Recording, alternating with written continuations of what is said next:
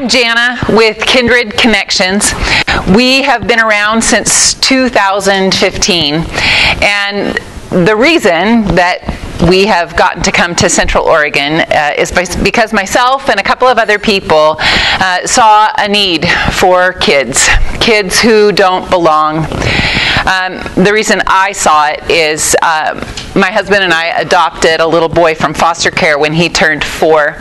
And when I watched the abandonment that he felt, the loneliness that he felt when he first came home, I just wondered, is there another way? Is there some other possibility to help families stick together rather than see the court step in and separate families without their choice? So, lucky me, I found this thing. It was called Safe Families for Children. We have since changed the name to Kindred Connection. Our mission and vision is this: we walk beside families in crisis to give families hope and keep kids safe. We practically do that by to mom or dad when they're in crisis and helping them with resources. And if necessary, we can care for their kids while they get back on their feet.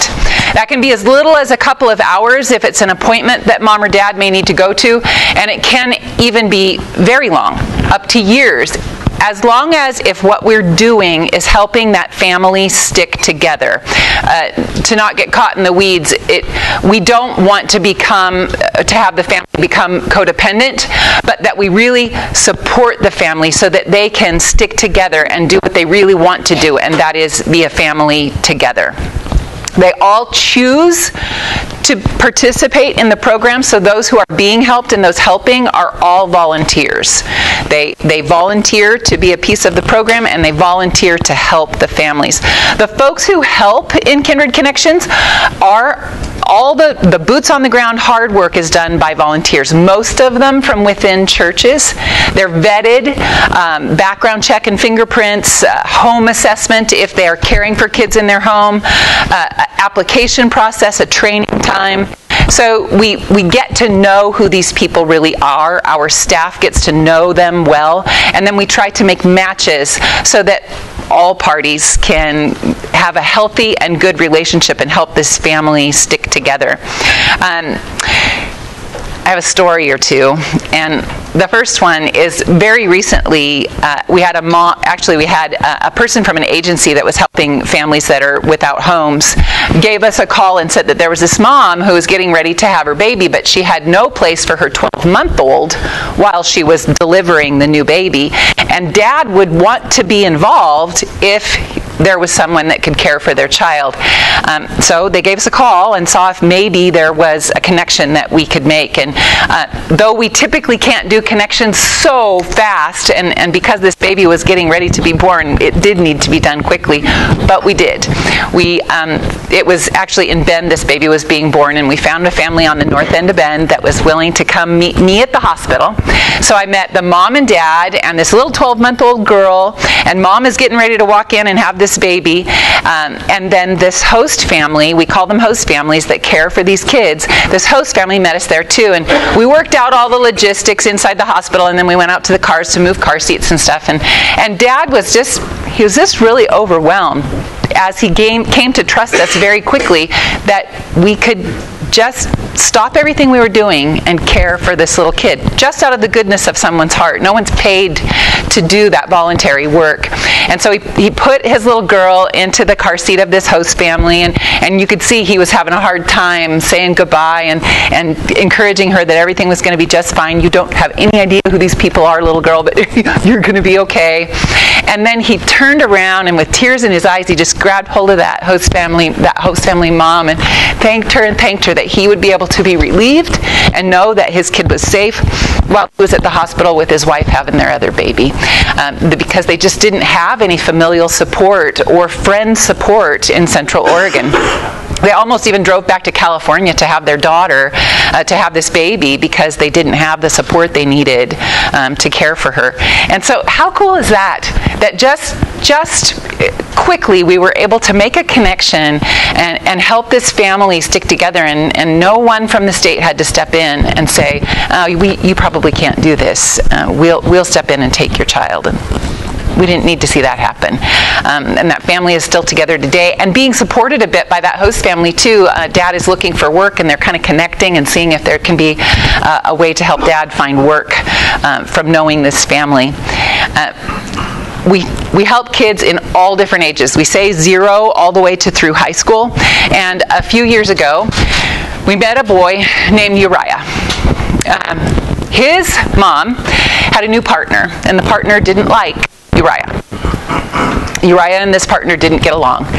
And Mom decided that she was going to, at the age of 16, drop Uriah off at this homeless shelter in Bend, the Loft, and he would find his way. And the folks at the Loft decided, we are part of, excuse my stepping aside on my notes, but we're part of JBarJ Youth Services. Kindred Connections is, and the Loft is also a program of JBarJ Youth Services. And so the Loft thought, this Uriah, there's more hope here, I think, than being at the Loft for this boy. So they gave us a call and wondered if there was a way to help this boy find more hope. Well, it's really cool. In a host home 2 years ago and was pretty certain he probably wouldn't make it out of high school, much less not become a college kid, has now just finished his freshman year at Southern Oregon and is transferring to U of O. And I just have to say that I know it's because he was able to find belonging. Somebody really saw him and loved him. And then he was able to see that there were so many other supports looking out for him. Accept those supports and grow and be healthy. There were a number of people at Bend High who wanted to support him and then were able to. He could accept that help as he knew that every night he was going home to a place that cared for him, loved him, and had a warm bed for him. For 2 years, we cared for him because Mom and Dad, who has other problems, didn't have the ability to do that job at that time. The good news is there is still hope for that family. They're working on reconciling. And though it didn't happen while he was in high school, there is hope that it can happen now. And the courts never stepped in to say, no, Uriah, you can't stay in your partner's home. Instead, it was voluntary on everyone's part. And we did our very best throughout that whole time to support Mom as well. So recently, JBarJ came to Kindred Connections as our parent organization and said, we've got this house in Redmond, and we'd like a program developed for kids. Maybe we can meet more kids' needs. So the cool thing is, on Canal Boulevard, across from the pump track, we are beginning to develop a program. Renovation will start as soon as permits are finished. Renovation will start so that this house can be utilized to help kids after school and on weekends become seen and known. We'll have the door open every day for any kid. There's no, with Kindred Connections, we have no income or any other, what's the word that I'm looking for? Qualifications for becoming part of the program. If you need us, we're here. And the same thing will be true about Kindred Connections Center. It'll just be an open door. Because we all know that we all have issues in our lives, and finding somebody that can show you that you are seen and loved is a vital thing in our lives. So we'll have this space that volunteers can come and be a part of the house as well. They can help a kid fix a bicycle, help with teaching children how to bake a cake, and give back to the community. Our intention is that we'll go rake leaves at a neighbor's home, or go across the street at the pump track and clean the pump track, and teach kids what it's like to become a piece of the community and not just being served in the community. We'll do after-school programs, weekend programs, take them on hikes.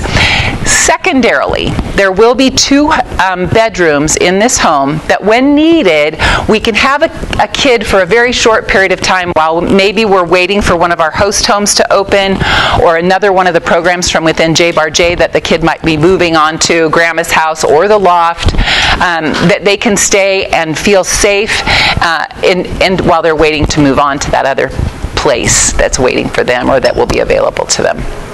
That's essentially what we do. We would love always, if this is something that is speaking to your heart in any way, we'd love to have more volunteers. And we take volunteers of all ages, all abilities, and availabilities. That's one of the cool things about what we do. As you're able and available, we can utilize what you do. Serve kids and their moms and dads. So let me know if that's something that's of interest to you. I'd love to share it with you. But also, please, more importantly than anything else, I'm so grateful that you all allowed me to be here, because you'll share what this is with other people. Somebody else needs to know this is here in Central Oregon. We've served the Tri-County area since 2015, and just tell them, because we'd love to be of service to kids and their moms and dads so that families can stick together. And I think I'd love to talk with a couple of you all about childcare, because even though it's not technically childcare, it's absolutely an open door for kids after school and on weekends that can fill a bit of a hole. We'll be there always, and those kids that are able to get there, it might be great. So thanks a lot. Questions? Yeah. So you're part of JBRJ, but are you connected elsewhere in the community? There's a variety of services in the community. How are you connected, or are you connected to anyone else? Or we are partners with lots and lots of them. Every child, the fan advocates at the schools are super helpful to us. No, as far as actual connections with other programs, no, just we're under the umbrella of JBRJ Youth Services for the safety and the liability insurance. And as far as other partners might be churches that volunteer, that participate with us and allow us to come share so that we might get more volunteers. But no, we're not part of any other program necessarily. So is it through fan? How do you find out about the kids? That's a great question. Yes, fan advocates are particularly great at getting us referrals. Also, social workers at the hospital, law enforcement people. Sometimes it's DHS. A family will come in and be getting, filling out their application for food stamps, or maybe even something more risky. They might give us a call because they see that the family is kind of teetering and doesn't have the support that they need. So often it's just they haven't built a support system, or sometimes, as you all know, they wear out their support systems. So yeah, myriad of ways we get referrals. Yeah. So it sounds like the relief nursery would be someone you can contact too, because they might have a lot of positions there. So it's the therapy house on Canal that you're turning, a therapy office you're turning into a house again? Was it a therapy office? It was. It's been a JBRJ house for a couple of years, and it was those kids aging out of foster care. It was kids living there that were aging out of foster care. It's at 767 Canal. It is almost directly across from the pump track. And up until last weekend, you almost couldn't see the house, but some great volunteers came and helped us dig out bushes, and you can tell there's a home there, and it's not so scary looking anymore. So yeah. That brings me to my question, which is, do you have a wish list of stuff that you need? Oh, that's a great question. Yes, we do. We just applied for a grant in hopes of taking care of the computers. We want to have a computer lab there so that kids can come and maybe fill out an application or do homework, that kind of thing. And maybe that grant will cover computers, but also other kinds of furnishings for the house would be great. We are going to go to Furnish Hope as well when the time comes. We're a little bit early for some of those actual furniture items, but stock stocking the kitchen would be great, and keeping the house stocked. Honestly, I firmly believe that food is one way to a kid's heart, and I want to make sure that we have snacks for those kids every day after school. That would be a big wish list when the time comes. Beyond that, it's right this minute, it's the renovation. The wish list would be for taking care of the renovation. We've learned that now that it's considered more of a commercial building, though it had been a hair salon, we have to put a sprinkler system in it so that the costs of the renovation have increased. So there's that too. Any other questions? Okay. Well, Jana, thank you very much. Thank you all very much. Yeah, thank you from our club. Oh, gee whiz, you fed me. Ah, And thanks. you get one of our neat little handmade. Oh, that's beautiful. Yeah. Thank you. And it's somebody who you know. They Is are it? a local That's woodworker. great. Oh, thanks a lot. You're I welcome. appreciate it. Yeah, And absolutely. really, for your time, thank you very much.